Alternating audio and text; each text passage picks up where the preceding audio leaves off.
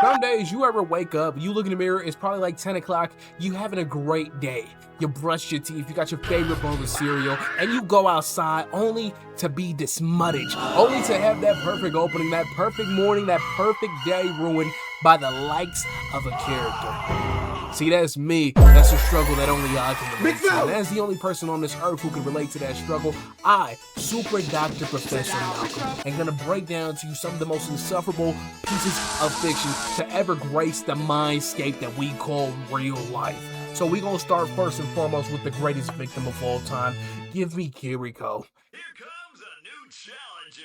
Kiriko receives a lot of hatred ever since her inclusion to Overwatch 2, the most unnecessary sequel ever since you were born. Kiriko has faced numerous industry plant allegations, and I'm using industry plant allegations because personally I always found that these terminologies were typically unfitting for her. However, I make the exception. See, Kiriko's inclusion into the game was so ham-fisted that it required numerous retcons to make her around a similar age as the Shimada brothers, the titular Genji and Hanzo, the one that everybody wants to be, the one who you see every time that you boot up and you sip on that Listerine. Genji and Hanzo, the dynamic duo of Overwatch. If you mean to tell me that they secretly have a relative that was related to them that just so happened to be never elaborated upon within the first 7 years of the game's release, well shit, I might as well call you Jeff Kaplan at that point because you're probably bending me over backwards and f***ing me raw without taking me out on a drink first. Anyways, as time has progressed, Kiriko has low-key kind of softened on me. I'm gonna be real. Ever since I started playing Marvel Rivals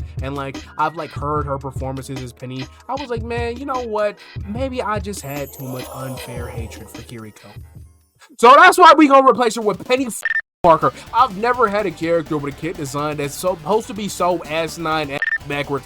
You can tell how great of a state that Marvel Rivals is in is depending on if Penny Parker is a domestic terrorist that we need to call in the IRS, the Department of Homeland Security, your mom, your pop, Optimus Prime. See, trick question, because as long as Penny Parker exists, freedom will not be had. Your backlane, your divers, all of them will be forced to play her boring ass game of defeating her ass nest. In fact, I really do wonder what went on in NetEase when they sat down there and they said, let's give Penny Parker a team up with Rocket Raccoon. Let's give this Spider Merchant a team up where she gets to be doubly as impressive.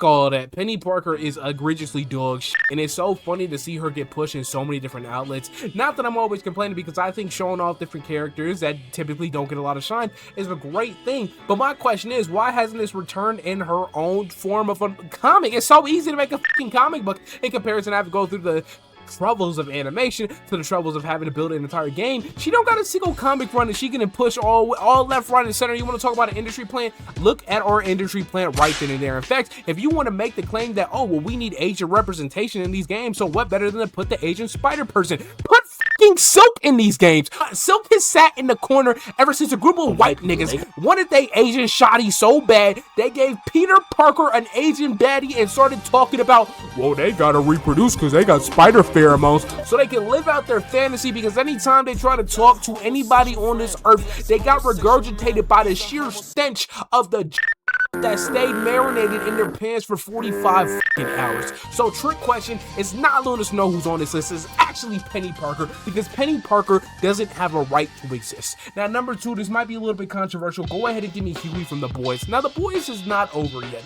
but I'm gonna be real, I've always hated this mayonnaise colored miracle whip pushing ass fucking loser since day numero uno.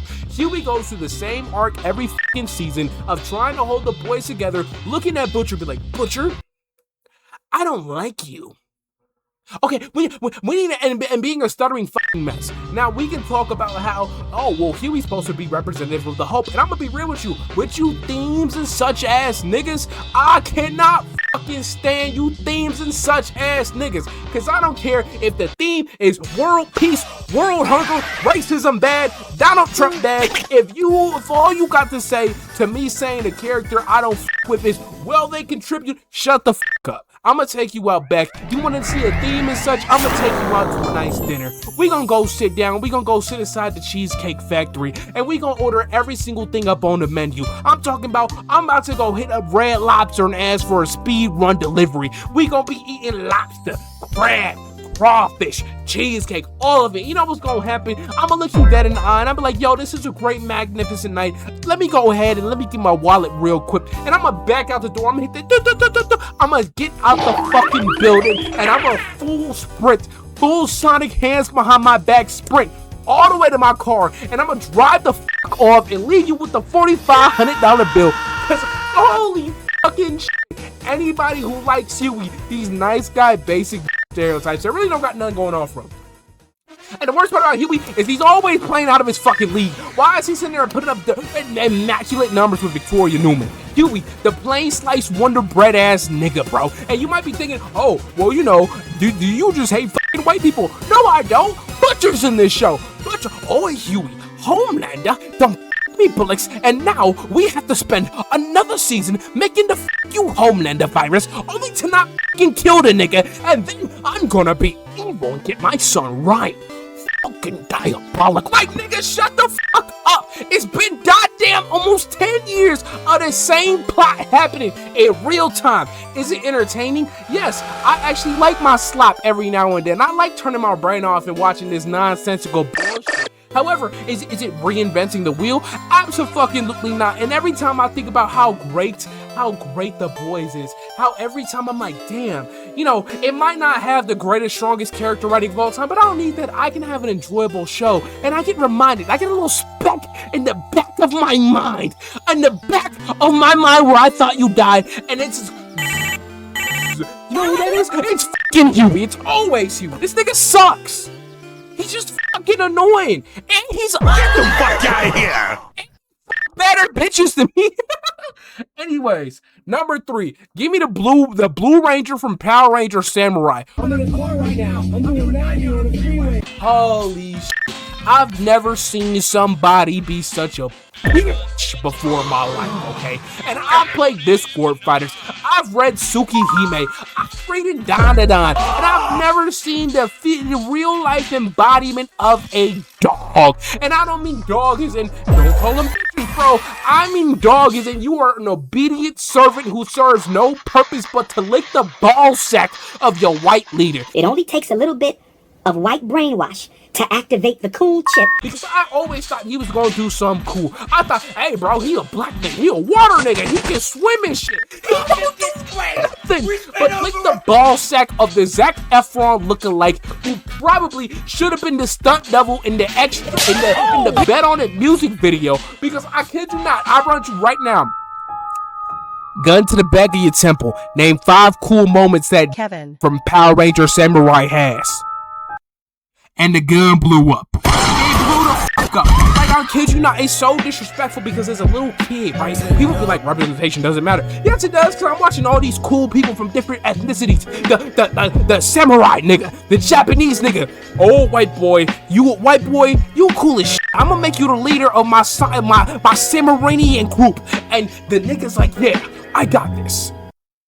And the gold nigga shows up, the Mexican gold nigga played by a Thai nigga. And he's the best part of the show. All the Rangers, even the weird green Beast Boy looking, the deep looking ass nigga, all of them get something to do. All of them are cool in varying ways, except for the water nigga. How you gonna make the water nigga lame? That's all he does in the show is suck Jaden's, is suck the leader's and talk about swimming. That's it. How you go like, fuck, dude? Like, you know how many cool blue things are out there? We got Sonic.